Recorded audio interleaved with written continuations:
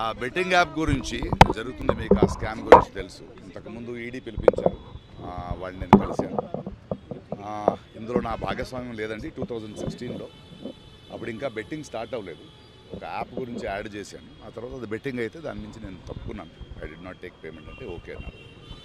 సిఐడికి కూడా ఒక సార్వజనికులు ఒకరు కంప్లైంట్ చేశారు, మన పేర్లన్నీ చెప్పి.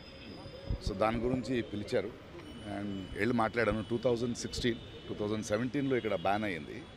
2016లో ఇంకా బెట్టింగ్ స్టార్ట్ అవ్వలేదండి. ఆ యాప్ ఒక గేమ్ అనుకుని మేము చేసామండి. ఆ తర్వాత తెలిసింది బెట్టింగ్ యాప్ ఈజ్ రాంగ్, అందువల్ల నేను కంటిన్యూ చేయలేదు.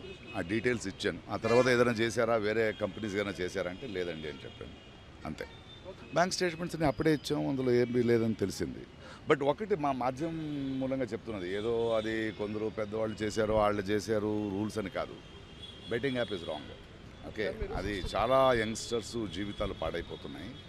2016లో మనకు తెలియదు, అది ఇంకా యాప్గా ఉంది, ఇంకా బెట్టింగ్ స్టార్ట్ అవ్వలేదు. బట్ ఎప్పుడైతే బెట్టింగ్ స్టార్ట్ అయ్యి అది బ్యాన్ అయిందో, యంగ్స్టర్స్కి నేను ఈ మూలంగా చెప్పేది ఒకటే, అంటే నేను బెట్టింగ్ యాప్ డబ్బులు పెట్టి చేయమని నేను యాడ్ చేయలేదని చెప్పడం చాలా ఈజీ. అలా కాదు, అది తెలిసి చేసినా తెలియక చేసినా తప్పే.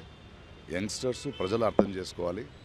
మనం కష్టపడదాం, కష్టపడి సంపాదిస్తాం. ఇలాంటి యాప్కి పోయి చాలా ఫ్యామిలీస్, చాలా youngsters they have lost there lifes and I'm sorry for that and hope మనం దీని నుంచి నేర్చుకుంటాం. Thank you.